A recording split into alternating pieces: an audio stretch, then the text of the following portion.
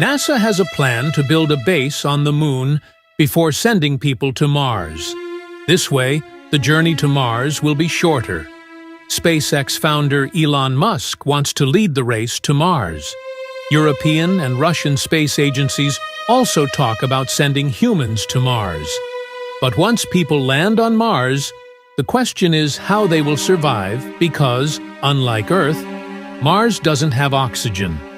NASA has figured out a way to produce oxygen on Mars, but it's different from the way the International Space Station, ISS, makes oxygen. There are many reasons humans want to live on Mars. Scientific exploration and curiosity are part of it. But there is also a fear that if a disaster happens on Earth, humans might not survive, just as dinosaurs were wiped out 65 million years ago. Climate change is another example of a potential threat. Elon Musk originally planned to start colonizing Mars in 2026, but has now adjusted this target to 2029. You've slightly put back the expected date to put the first human on Mars till 2029, I want to say. Yeah, I mean, let's see. I mean, we have built a production system for Starship, so we're making a lot of ships and boosters. Meanwhile, other agencies have set a goal to land people on Mars by 2030.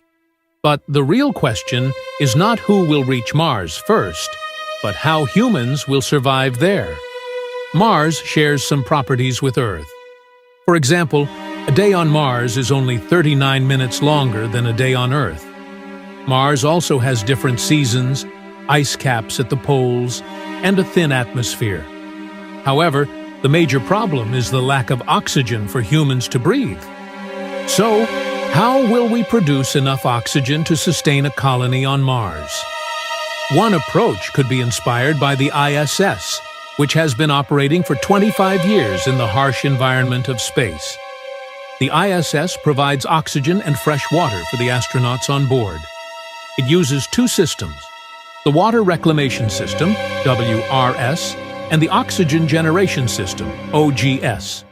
WRS purifies water from sources like urine and sweat, making it safe to drink.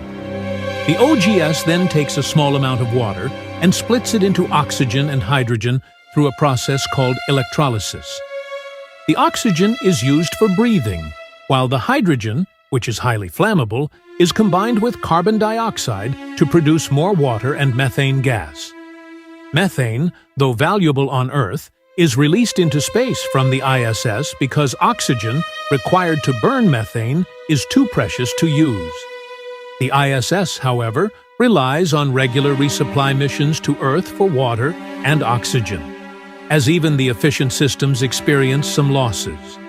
But resupply missions to Mars, which is 225 million kilometers away, are not practical. In 2021, NASA sent the Perseverance rover to Mars with an experimental device called MOXIE, Mars Oxygen In Situ Resource Utilization Experiment, to produce oxygen directly from the carbon dioxide in Mars's atmosphere. MOXIE compresses and heats carbon dioxide to 800 degrees Celsius, breaking it down into oxygen and carbon monoxide.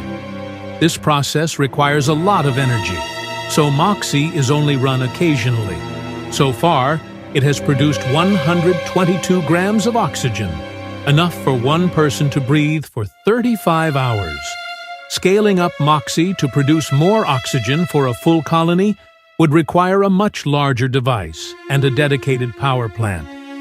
Scientists are also working on future technologies to break down carbon dioxide at lower temperatures by creating vibrations in the molecule instead of heating it. This method has been tested in labs, but cannot be done on Earth due to high atmospheric pressure and temperature, making Mars an ideal environment. Our goal is to create a self-sufficient oxygen production system on Mars, independent of Earth. Unlike the ISS, which is just 400 kilometers from Earth and can be resupplied, a Mars colony would face challenges if its oxygen generation system failed, as there would be no quick way back to Earth or refueling options. Don't forget, to like and share.